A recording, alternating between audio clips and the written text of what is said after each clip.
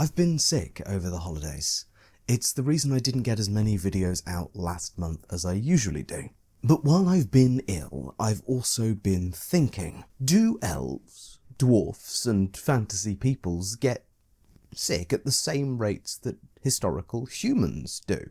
Is infectious disease the biggest killer of people in a fantasy world, just like it is in our own real world's history? Does Jon Snow exist in worlds of fantasy? And do elves even wash their hands? I want to start by saying that some form of truth investigation or curiosity is, in my opinion, a prerequisite for a society. I don't necessarily mean a scientific method with hypotheses, experiments, and tests designed to eliminate certain possibilities. But I would say that some sort of truth search is a key factor in the lives of all humans throughout history. And this, I feel, would very likely be true of all fantasy peoples as well. I say this largely because the mechanics of illness, death, and disease are some of the most pertinent and pressing mysteries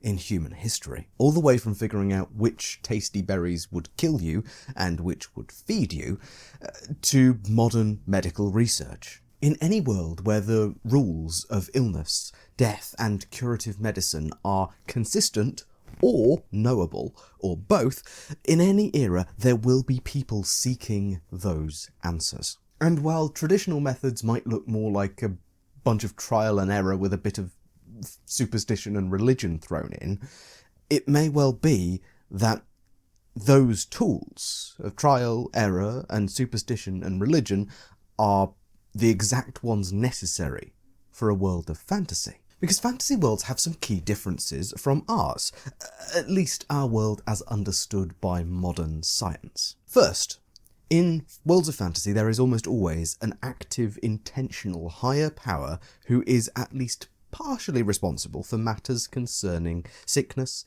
health, and restoration. And second, magic is a demonstrable, active force that can result in immediate, actual physical transformations and cures. Now, I've said this before, and I will keep saying it forever, but those truths of fantasy worlds are, honestly, they're almost identical to the default assumptions of most human societies throughout our real world history too. Magic, miracles, and divine intervention were all pretty fundamental to most systems of traditional medicine. From pilgrimages to prayers to witchcraft saints and gurus. The medical world of the past, and honestly a surprising amount of the modern world too, operates on magic and divinity. The only difference between our real world and worlds of fantasy is the extent to which the power of magic and the gods is demonstrably and empirically provable. And again, empirical investigation itself is fairly modern. It is just as reasonable, then, for fantasy medicine to operate in a realm of curses and divine punishments, as it is for it to use galenic humours, bile imbalances in the body, or bad blood, to it actually following a model of viral transmission. Because to someone without a grounding in empirical science, who isn't doing the legwork to test hypotheses and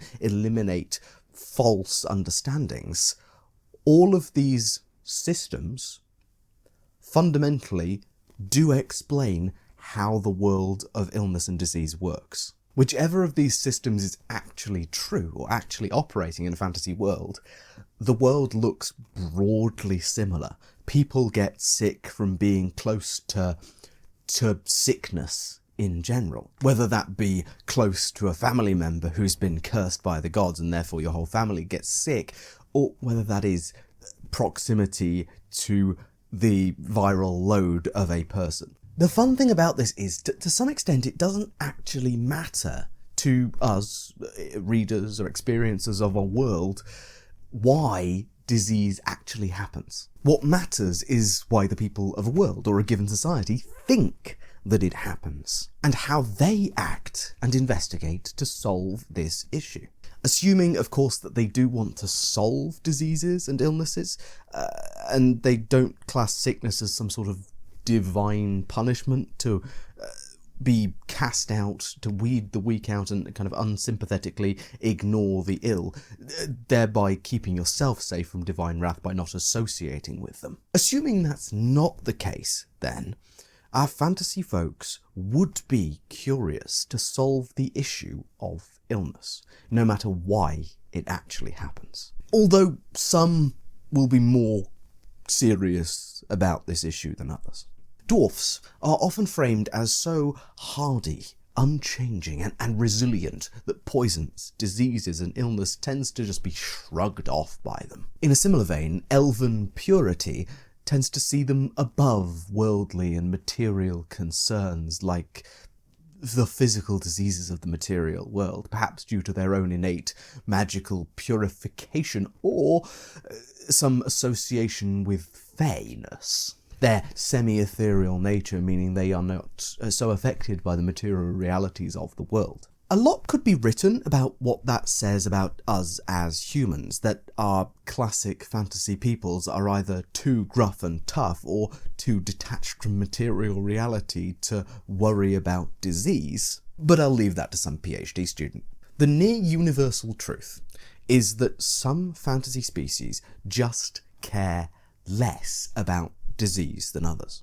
They've lost a much smaller proportion of their people to it. And certain species tend to live longer anyway, making some illness a smaller portion of their life. On the other hand, permanent chronic conditions, if developed by such creatures, across the course of a multiple 100-year life will cause multiple 100 years of pain and suffering. A chronic condition may be with an elf for hundreds of years. It's entirely possible that elfin medicine is mostly focused on the relief of chronic conditions, with a very minor focus on infectious disease, considering their traditional isolation among small, insular communities that don't associate with other people very much. Looking the other way, though, species with less magical protection, or who aren't just part rock, may struggle similarly to historic humans. Except probably worse, because I would bet that goblin diseases and orc diseases have their own very particular quirks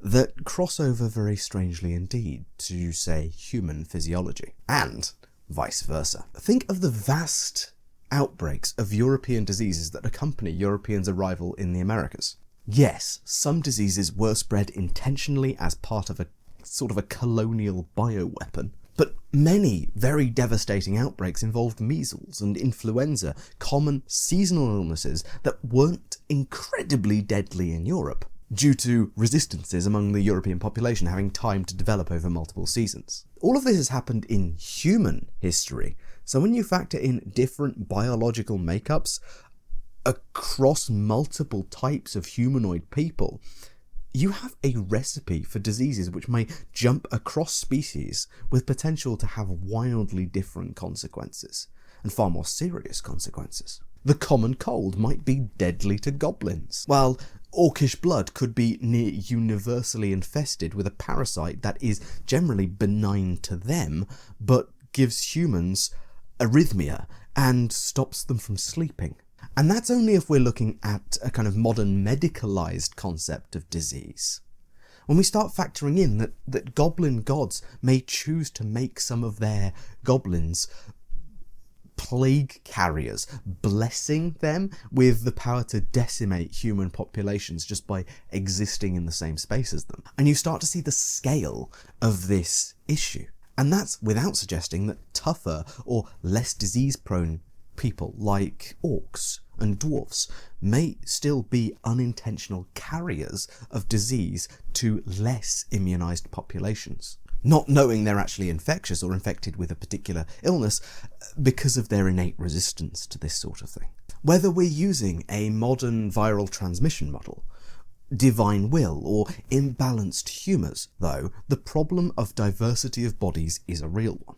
Medical procedures and responses to treatment may be completely different if a person is, say, part elf on their mum's side. Not to mention any more serious bodily differences, like orcish and dwarfish bone structure being far denser, making, say, a field amputation impossible. using regular tools at least. We often joke in this kind of broad fantasy community about running a fantasy bar being so bloody difficult, because you need to know the legal drinking ages across various species and be able to figure out if that's a 20-year-old human or a 200-year-old elf. But it would be far, far more difficult in a multi-species world to be a medical professional, to know the quirks and idiosyncrasies of all sapient people's different biologies, and their normal reactions to illnesses, and their normal reactions to curative measures, especially with the added layer of curses, hexes, and magic. I wonder if the species-specific gods that we often find in D&D-styled worlds have a hand in making medicine work in these multi-species worlds, guiding the hands of people unfamiliar with a creature's physiology, and granting inspiration in saving their life. Maybe that's why goblins and kobolds die so easily, because their species god doesn't care about them enough to give anyone trying to save their life, or anyone trying not to kill them, any aid in that regard. It might be why undead creatures fall apart when you destroy them, fall apart into dust, because there's no god there to help save them. And monstrous creatures tend to be slain when they take their last blow as well. It's just a thought. It's some sort of side justification for another of those tropes that often jars a little with what we expect. But what I really think is important to stress here is the potential for magic to play a positive role as well as a negative one. I mentioned Jon Snow at the start of this video. In the mid-19th century, bright minds like Jon Snow and Ignaz Semmelweis were on the cutting edge of investigative medicine, and both made evidence and research-based recommendations that would later prove essential pieces of common sense in our modern world. That disease is transmitted through physical and material processes, not by miasma, and that surgeons should wash their hands between surgeries. I believe that, when supported by magic, investigative medicine like this is not just a possibility in a sufficiently developed fantasy world, but a commonality.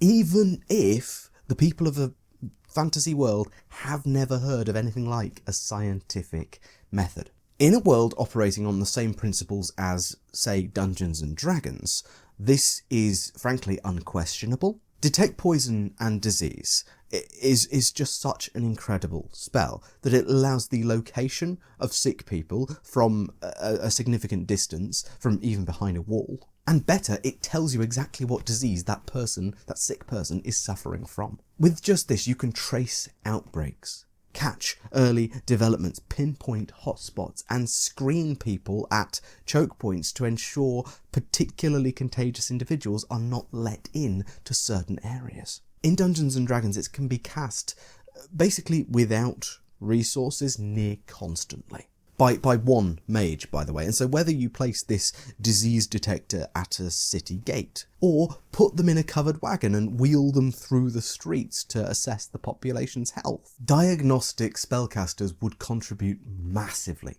to curbing the spread of infectious disease.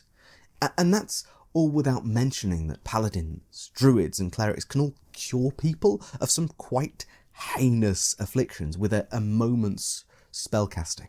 I'd even say, in a Dungeons & Dragons based world, these factors might make diagnostic and curative medicine almost more efficient than in our world. As even that bottleneck of, you must see a specific cleric of a high enough level to heal you, and they can only heal as many people as they have spell slots, that's broken wide open with the introduction of enspelled magic items. You can give any novice spellcaster an enspelled staff, which, when held by them, allows them to use lesser restoration, the disease-curing spell, basically 3 to 4 times a day. As long as that staff continues to exist, people can keep doing that. Any cleric with some basic wood-carving skill and some special training in the arcane can make a staff that allows for this lesser restoration 3 to 4 times a day casting until the staff breaks. And each cleric can make 7 of these staves a year. Eventually, the number of people that can be helped cured from a disease daily in a world will equal 3 times the amount of available and trusted spellcasters in said world. Which is, I think, possibly enough. But it's not just the pretty damn high magic setting implied by the rules of Dungeons and Dragons. I think any form of magic which provides perfect information will lead to a revolution in research of all kinds, frankly. I don't mean here perfect information in a game theory sense, as in a game where both sides have full knowledge of all their opponent's potential options, but more perfect information in the sense of certainty. It can be something minor, like a spell that allows you to heat water to a certain specific temperature every single time. Magic that lets you locate the nearest dog, identify the purpose of an item infallibly, or determine if a person is ill. Certainty that is also magically inerrant is incredibly potent, and including any such certainty in a world should come with a great deal of caution. I always caution against this when people want settings filled with mystery, intrigue, or an underdeveloped level of understanding or technology in their populace. Because a certain truth is so potent of a shortcut, it almost cuts out the need in a fantasy world for the scientific method, as we know it today. When Jon Snow, the historical doctor, was investigating cholera outbreaks in London, he worked with cases referred to him or self-reported, not the full information, and tried to build a map of these cases anyway, finding no significant commonality in geography, class, or spheres of discussion or socialisation. The true commonality to the cholera outbreak he was studying in this area of London was that every sick household drew their water from the same particular well. That well had water that tasted slightly sweeter than others. This is because it was contaminated by septic waste. Jon Snow's investigation required careful data collection, the abandonment of many hypotheses, and it absolutely revolutionised the way we think about and investigate infectious disease. Heck, it's a cornerstone of the germ theory that is an accepted truth in modern medicine. But if Mr. Snow could have burned incense at the altar to a god of medicine, hygiene, or disease, instead of burning the midnight oil, he might have received a vision of sewage leaking into groundwater, or just a vision of the particular well. Problem solved in a single night. Because it's not just magical spells that are a problem in granting a world's people access to certain truths. It can be the gods too. Obviously, there are ways around this for aspiring storytellers. Make magic inconsistent, just enough that it can usually be relied on, but not certainly relied on. Or make the gods distant, or not knowledgeable, or make them dicks. But if you've accidentally created a single infallible information gathering tool, whether that be divine visions or knowing where the nearest dog is, the creative and intelligent, curious people of your world societies will exploit it. And they will learn rapidly, and they will create their own science out of this ability. Let me leave you with an example to demonstrate my point. This may get a bit silly, but it starts from a silly premise anyway. And this is illustrative, it's not perfectly considered, but these are all things that could very well happen based on our singular premise. We're in a world where some talented people have a perfect knowledge of exactly where the nearest dog is. First, we would get a fully developed taxonomy of which creatures count as dogs and which don't, which might actually give some hints towards broader species dynamics and genetics as well, if those are factors in your world. Second, we know if this tracks the dog itself as a living entity, or the dog's immortal soul, if they have one. We would likely know in this world if dog ghosts exist. And we might also know the speed at which dog souls depart for dog heaven, and potentially the trajectory too, allowing mathematicians to calculate roughly where heaven is given enough data points. Again, if heaven is a physical place. If heaven is in a completely different sphere of existence to this particular world, then that implies that there are other planes, and if there are other planes, then any planar traveller can use the nearest dog as a measure of how close the nearest portal is. Or if we're in an interconnected universal system where everything exists in the same plane of existence, anyone far away from Earth, let's say, can use their knowledge, their perfect knowledge of where the nearest dog is, to find their way back home by a perfect trajectory. Or, if they get far enough from Earth, they can discover if aliens have dogs, and therefore if aliens exist. This ability might also allow for perfect triangulation. If you have multiple dog knowers, and they all have access to the same dog, it might even promote the creation of a proper coordinate system across three-dimensional space. You could solve Schrödinger's dog, and it might even be that in such a world, dog populations are carefully controlled and or culled to allow specific dogs to be placed in strategic locations, to create a map or grid system which might be capable of specifically identifying one's place in the globe by which are the nearest dogs you've passed by recently, which could massively aid naval navigation. But I fear I might have strayed a little too far there from our initial questions. Do elves and dwarves get ill less than other species? If so, it's likely to create inequalities in healthcare research, as well as promote significant hygiene protocols when encountering elves and dwarves. Is infectious disease the biggest killer of people in a fantasy world? It largely depends on how easy it is to get good data, and therefore reinforce good practices by magic. Does Jon Snow exist in a fantasy world?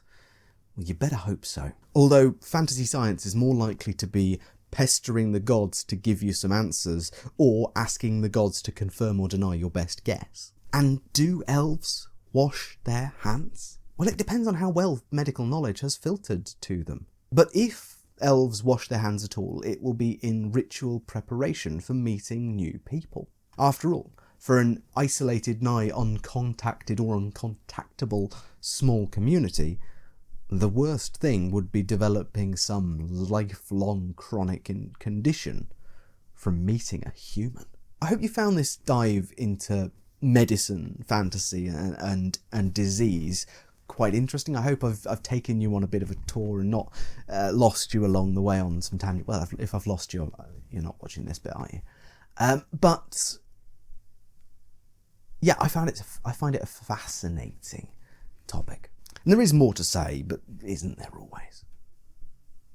If you'd like to hear more of what I have to say, please do tune in next time. I mean, also let me know what you'd like me to touch on in these videos, because I do appreciate that there's a lot of stuff in my back catalogue, but it's not everything. And not every topic that is important to someone has had even the slightest modicum of coverage by me.